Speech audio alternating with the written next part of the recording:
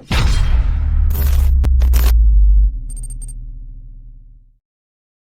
what's going on, everybody? Ryan Newpel here, Knup Sports Show, episode 176. Really happy that you are here with us today, giving us a little time out of your day to hear what's up in sports business and iGaming. And today, actually, a little esports we're going to talk, which I'm super excited. I got another awesome guest that's going to join me, talk about what he's up to and what their company is up to, and we'll dive into that in a second.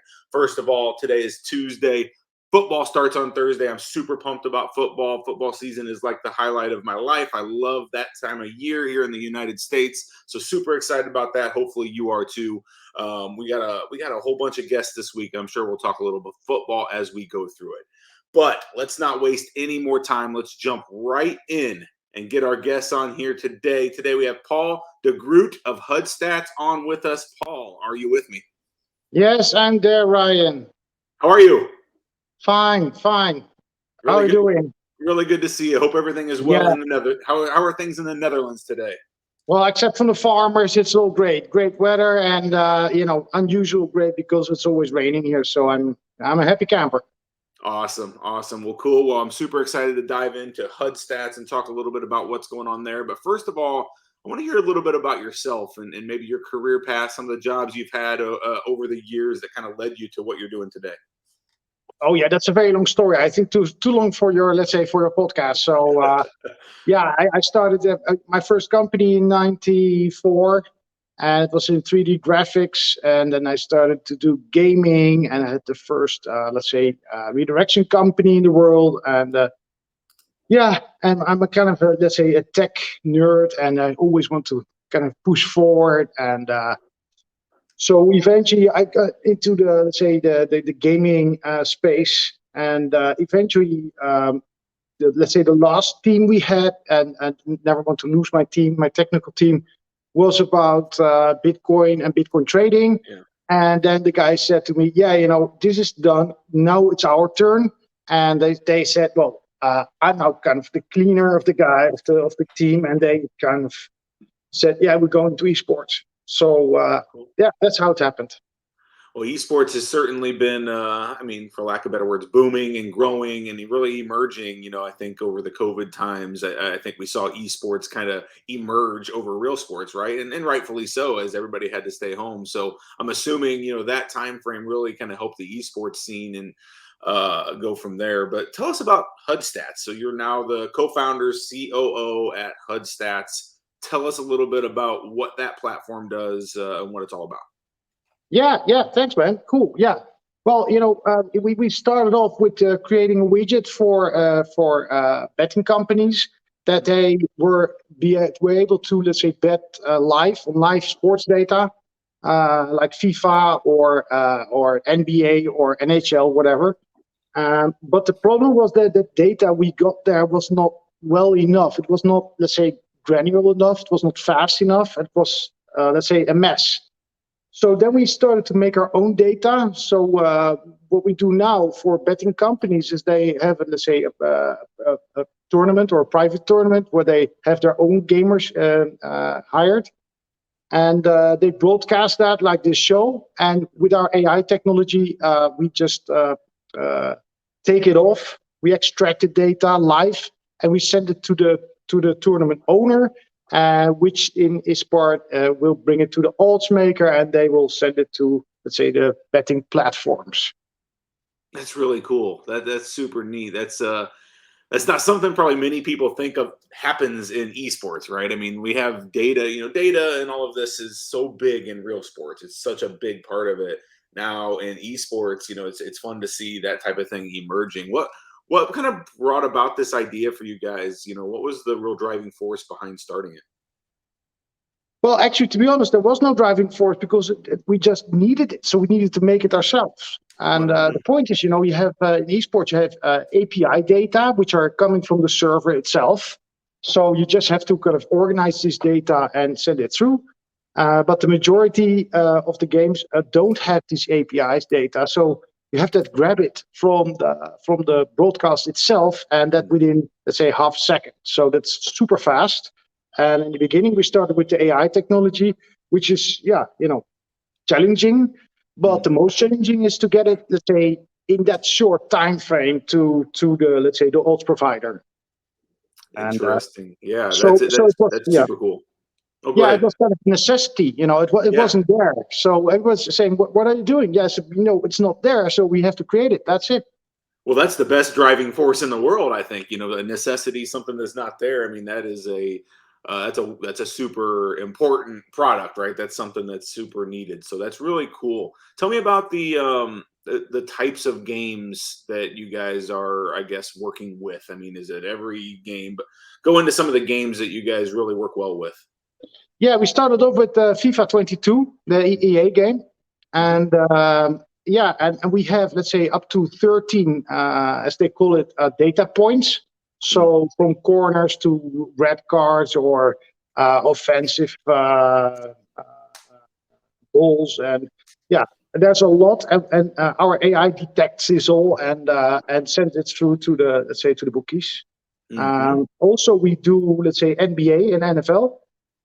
We did this for SIS. It's an English company, Sports Information Systems. You're probably well known from your side, and also for DreamHack, which is let's say a part of ESL. And we're also working with La Liga. La Liga is the second biggest, let's say, soccer tournament organizer. And we have a 2 years contract since the last week with them, so we can together sell data to companies. Congrats on the contract. I mean, you led me right into my next question, and maybe we can expand a little bit on it. But I wanted to talk a little bit. So you guys are purely B2B company, right? You're working with other businesses and providing data to them. I was going to ask what types of companies, are working with you guys. You kind of explained a couple of them, but any others or any other partners that you kind of wanted to mention or talk about there?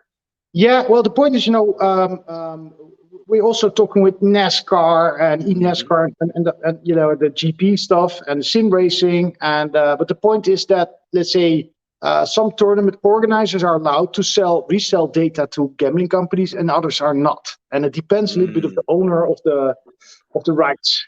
And in case of La Liga, EA bought all the rights, so they say, well, we don't want to have this sports betting in, but let's say other tournaments, that in case of FIFA 22, they allow this, and so we're very happy to extract it for them and help them to sell that data to platforms. Cool. So let's switch gears here a little bit. I know being the COO, always operating, always kind of moving the business forward. What are some of the biggest challenges you guys face, or maybe have faced over the last year, going down this path and getting this going? What are some of the biggest hurdles or challenges you guys have faced? Yeah, that's a good question, Ryan. Of course, it's always talent, right? Because talent is hard to get, and also it has to be, let's say, payable, or how do we say this in English in the right way? You have to be able to pay them.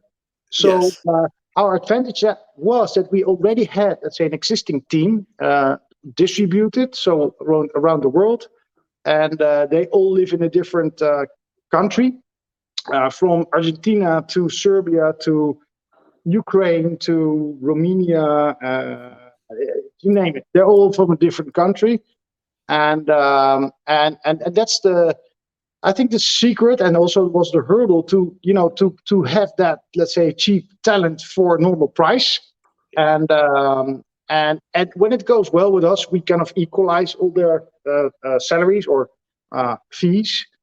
But for now, of course, we take that advantage that, let's say, countries where it's cheaper, they tend to get a little bit less.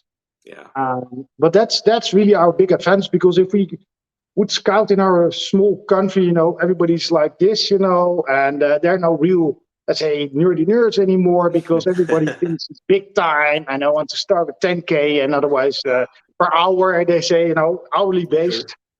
And that's always my big problem, because I think you cannot hire a programmer on an hourly basis, because, at least you need to have one day, right? Because it's like buying a car in cents, right? I would say in thousands, right?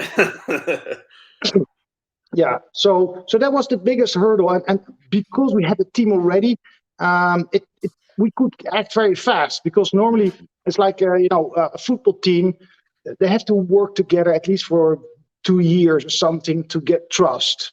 Because I think trust is the most important thing in a development company. That people are, they can say honestly what they think, and they're not hammered back. And I think that's super important on a distributed team, because everybody's still a little bit on distance, right? You cannot socialize or drink a beer or whatever. Yeah. That's always a big hurdle. A great team can make a business go, and an average or below average team can make a business suffer. And so, getting that right team and finding the right talent, I think is a hurdle in any business. So that's I don't think you're alone there in trying to find the best team. So.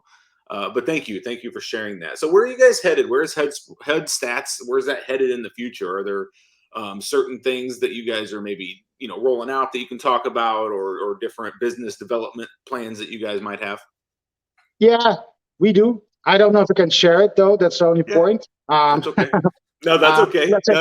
High level. Where are you guys headed? Well, our biggest, the first steps need to be that we need a lot more, let's say, sports betting companies which have their own tournaments, right? Because they have their own tournaments, their own players against each other, and we help them to collect the data, because for now it's all manual, right? So they have to hire for each game 2 guys for, I don't know, 10 euros per hour to get the data, but they can't get 18 data points in a second, right? So that's impossible. Also, you can't scale up or scale down, and we can do that with our, let's say, technology very well. Sure. Awesome. The future is, let's say, to get all the big tournaments, the NBA, the NFL, but also the sim racing, and to be their partner, to that we can resell their data to sports betting companies, and the second tier is that we are, willing to extract the data for the existing companies to do it as a SaaS service, right? Just to give it to them and say, well, do whatever you like with it. We do it as a service. Yeah. So it sounds like continuing the business to business activity. So I guess my follow-up question, or I guess ask during that, would be, we have a lot of iGaming professionals, of all sorts watching this show. We got sports betting, startup people, we got esports, we got all sorts of leaders in business watching this show. Is there anything you'd like to, I don't know, maybe ask of them, or somebody that's watching this that may be able to help you? Is there anything you wanted to say to the audience directly, or maybe ask of the audience before we let you go here? Yeah, sure. Let's say, first of all, our let's say ultimate goal is to help the gamer itself, because we think that we need to have, we're able to get this data from every single gamer, and we want to do a lot for them. And also in the, let's say, in the not Bitcoin space, but let's say it in the well, we call it in the Bitcoin space. Let's say it that way. Sure. Well, I'm sorry, Bitcoin, I can say, I need to stuttering because I'm not allowed to say, but it's a little bit in that, let's say, in that direction. Yeah. I can see your fine line of what you can say there, and that's okay. That's totally sorry fine. about it. Yeah. No, that's okay. Well, I mean, Paul, it's really good to have you on. I'm not going to keep you much longer. I know you're a busy man, got a lot going on, and it's actually probably about the end of your workday there in the Netherlands, right? Well, we work 24/7 because our team is also 24/7, so it doesn't matter that much. It's just ongoing stuff. I love that answer. That's my answer too. Like, what's a work day? A work day is like 24/7/7, right? That's a work day. That's awesome. But any last words for the people? Anything we missed? Anything you wanted to touch on that maybe we didn't cover here before we let you go? Yeah, please, let's say all sports betting companies who like to be in the esports realm, just call me up, and we talk about to do some business. That's where I'm for. That's it. How would they get a hold of you, or what would they go to? I know it's HUDstats.com is the website. Is there a certain channel to get a hold of you directly, or what would they do to well, just they can mail me at paul@hudstats.com, and they will get an answer. And of course, I've got 1,000 channels, but that's too much now to tell you. So awesome. Awesome. Yeah. Well, we'll put that email and the website into the show notes so they can click on that. Paul, it was really great having you on. Really appreciate your time, and wish you best of luck with HUDstats. And if there's anything I can do for you as you move forward in business, certainly reach out in the future. Great, Ryan. I want to thank you so much for your time, and it was a pleasure talking to you.